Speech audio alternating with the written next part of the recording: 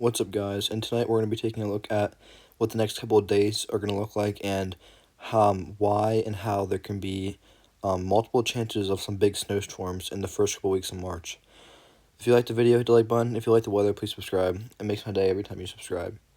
Anyway, let's get into it. First, we're going to take a look at the 6 to 10 day temperature probability outlook. And you can see you have those reds in the west and those blues, light blues in the northeast and a little bit in Florida.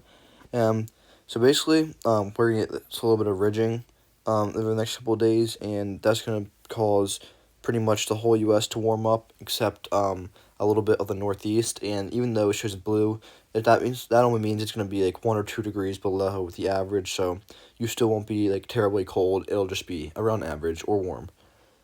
Pretty much across the whole U.S. And in those periods, we are going to experience some pretty dry conditions. So the next 3 or 4 days are going to look pretty dry.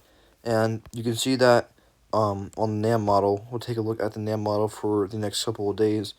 And you see pretty much the only thing we have going on here over the next couple of days is you have a storm system developing down by Texas on the Gulf. A piece of Gulf energy comes up, and it brings some thunderstorms and rain showers into the very southern parts of Georgia and moving into Florida. And then you have some snow showers in the mountains up here in the northwest.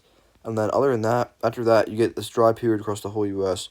And it pretty much stays dry until about the 26th and 27th, which is where we are going to see a small clipper system move through the Northeast and the Great Lakes. So here it comes.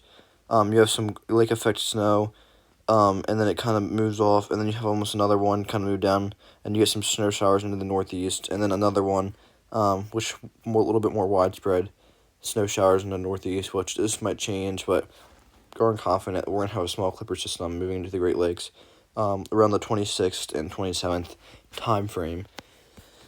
And then if you take a look at the 8 to 14 day temperature outlook, you can see that this is for the 3rd through the 8th of March, which is a time that I'm really watching for pretty significant winter storms to develop in some part of the eastern U.S. And you can see we have in the northeast there's blues, in the northwest there's blues, and a little bit in the southwest we have some of those oranges. But pretty much across the whole U.S. you have below or average temperatures.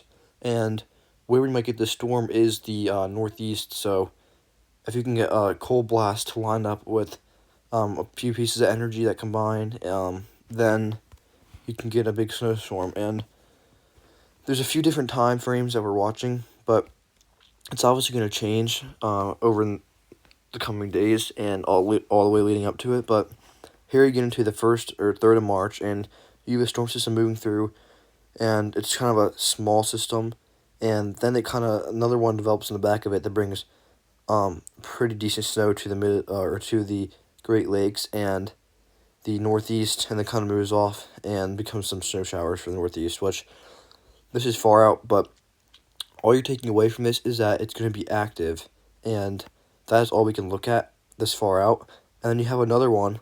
This is the time frame that I'm really watching, and it may be like 14 days out, but I do think that I have pretty decent confidence that we're going to get this cold blast of air coming down at least like 2 or 3 times over the first 2 weeks of March. And sometime in those time frames, I do think that we're going to get a piece of energy maybe to from the north and the south to maybe combine and get a decent snowstorm. But it might not happen. It might happen. We have no idea at this point, but if you just take a look at the models, you can see around these 8th and 9th and 10th time frame, you have the storm developing, and it pretty much becomes a nor'easter. And it showed this morning as well, so it's definitely not out of the realm of possibilities. So even though it's March, typically in March, if you have the cold air, you get big snowstorms because you have a lot more moisture tapping in from the Gulf that these storms can tap into. And usually it's not warm enough because it is starting to be spring, but if you get that cold blast to line up with the system, then you get a pretty decent snowstorms. And what does the Euro show? Well, the Euro definitely shows that it's pretty active as well. And here's your Clipper system, a little bit different, a little bit more amped up on the Euro. But then you move it to the 4th and 5th of March, and you have again that storm that moves into the Great Lakes, and then you have that storm again that starts to develop into a pretty decent snowstorm on the 8th and the 9th. So we're definitely watching the first 2 weeks of March. I definitely think this 7th through 11th time frame is definitely going to be an active period.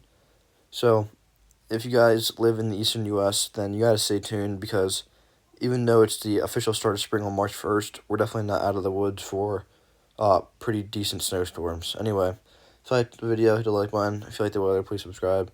I'll see you guys tomorrow. Bye.